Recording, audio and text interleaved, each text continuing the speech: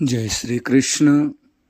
सभी ऑनलाइन गीता गुरुकुल संगीजनों, प्रथम अध्याय के 40वें श्लोक से अर्जुन कुलक्षय अर्थात परिवार के नष्ट होने से समाज पर पड़ने वाले भयावह दुष्प्रभावों की कड़ियाँ जोड़ना प्रारंभ करते हैं।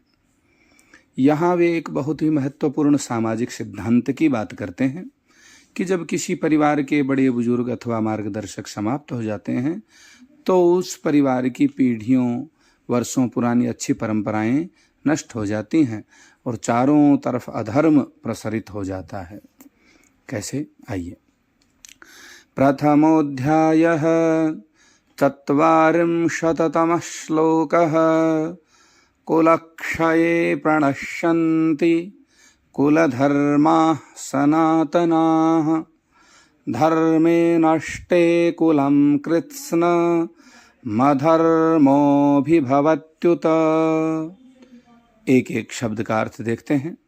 कुलक्षये, कुल परिवार वंश आदि का नाश होने पर, प्रणश्यन्ति नष्ट हो जाते हैं, आर डिस्ट्रॉयड। कुल धर्माः, कुल की परंपराएं, पारिवारिक कर्तव्य, सनातनाः, सनातन प्राचीन काल से चले आ रहे एटर्नल धर्मे, धर्म के, नष्टे नष्ट हो जाने पर, ऑन बीइंग डिस्ट्रॉयड, कुलम कुल को, परिवार को, कृत्स्नम संपूर्ण पूरे के पूरे एंटायर, अधर्मः अधर्म बुराई, एम्पिटी सिन, अभिभवति दबा लेता है, हावी हो जाता है, ओवर पावर्स, उत भी निश्चित ही। भावार्थ डिटेल्ड एक्सप्लेनेशन। सर्वप्रथम पारिवारिक परंपराओं का महत्व बताया। कुल धर्माः सनातनाः, हर परिवार और समाज के कुल कुछ प्राच्य पुराने संस्कार, रीति रिवाज, नैतिक मूल्य, अच्छी परंपराएं होती हैं जिन्हें कुल धर्म कहा जाता है। जैसे बड़ों का आदर करना, अतिथियों का सत्कार करना, ईमानदारी से जीना, सत्य मार्ग पे जीना।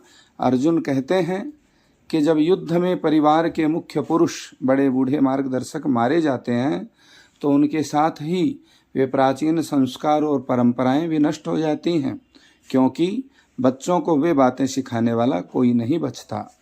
अधर्म का आक्रमण, अधर्मोऽभिभवत्युतः। अर्जुन आगे तर्क देते हैं कि धर्मे नष्टे अर्थात जब परिवार से धर्म और अच्छे संस्कार विलुप्त हो जाते हैं तो कुलम कृत्स्नम अर्थात उस पूरे के पूरे परिवार पर अधर्म, बुराइयां, अपराध, गलत आदतें बहुत आसानी से नियंत्रण कर लेते हैं।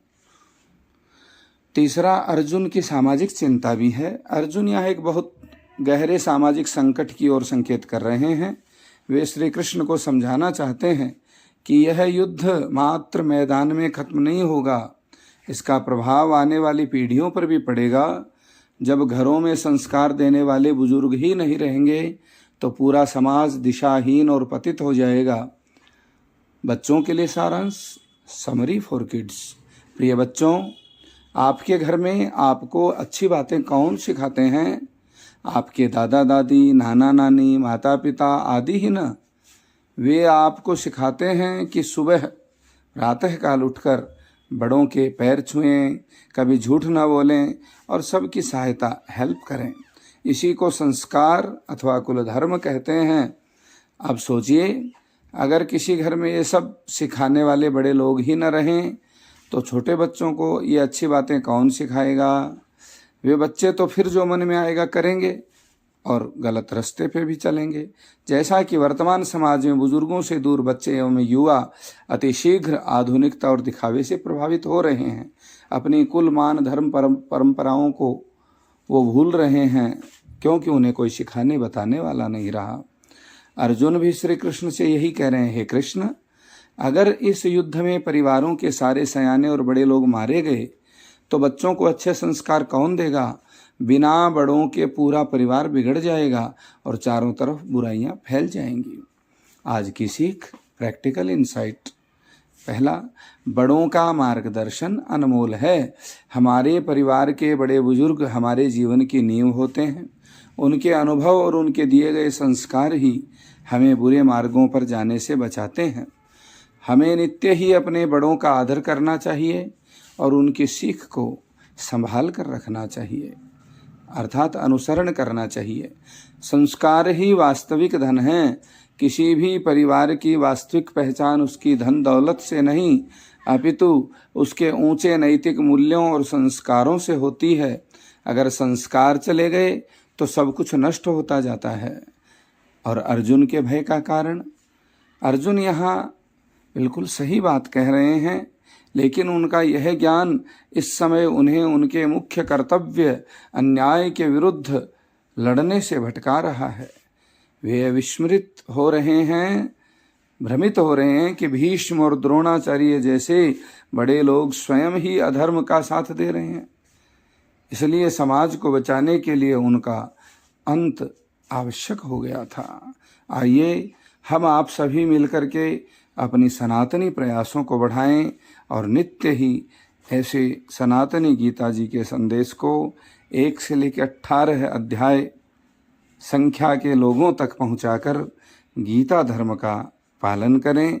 इसी के साथ आप सभी को पुनः सादर जय श्री हरि।